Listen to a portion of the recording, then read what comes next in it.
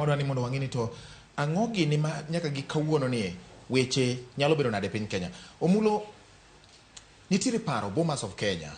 Wach Bomas of Kenya ni kowuoyo to ji nitiere gi weche mopogore opogore kaka ng'ato rwake. Jomoko nowacho ni gini en gir ketho sama ok winjo bed ni bede.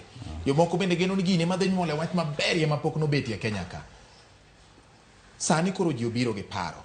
Moko kuom paro gin paro mane Dr. Mark Matunga gini gi jomiluongo ni eminent persons ma Kenya nowacho ni kaber to ang'iya ni to katiba mar piny Kenya bang' higni 13 ochal nade bo sechopo kama nodwaro koso nitie gik mowinjo bed ni loko. Kiwinjo wach mar twak madhi nyime Bomas of Kenya gidwaro mar moko kuom jotelo moting'o manene Attorney General Githu Muigai mawacho ni kaber to koro ng'ada kwan mag constituencies ma piny Kenya ka ginus counties bende gol kowuok e 47 nyaka 14.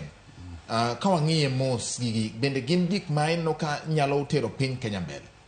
Erokamano George Bati, kapok aduoki nitie gik moko adek ma adawacho. Mokwongo asiro wach mane governor ma Kisumu wacho gi Orony gini ni sani kaka president dhi Nyanza gi lobby mondo AFCON oter Kisumu. Giwe ni Kisumu kia gi Western. Oter Kisumu kech mane gimo nego jiogo koko nyis president.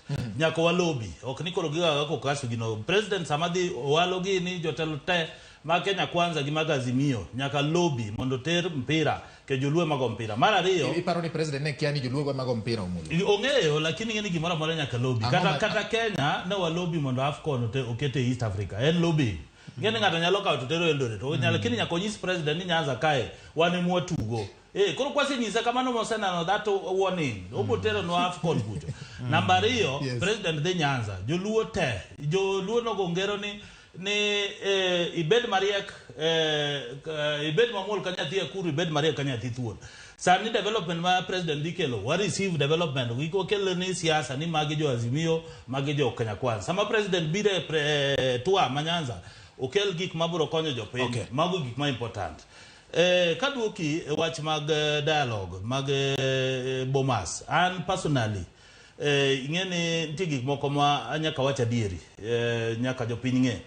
Ing'eni dialogue ni nobiro nikech nitie dhawo mane nitie protest ka ji gore koro wach ni nyaka ji bed piny to agenda nitie manoketi oketo wach cost of living noketo wach office mar opposition leader office mar jatenda mar prime cabinet secretary cha obedembede the constitution oketo wach mag 2/3 gender weche mag CDF gi weche mopogore opogore.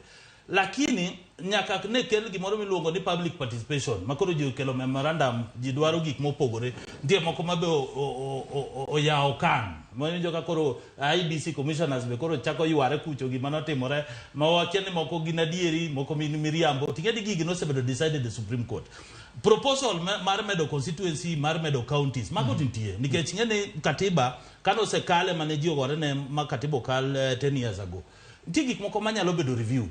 Lakini king'iyo sani kaka Kenya ringo waonge pesa matimo referendum nikech referendum biro dwaro pesa to gik mano bedo propose agenda mano bedo propose ka nitie gik mane obeniti monegi amendment e parliament to gik ma koro dhi mulo wach referendum nikech article 255 256 257 ng'iyo procedure kaka referendum onego bed ni timo.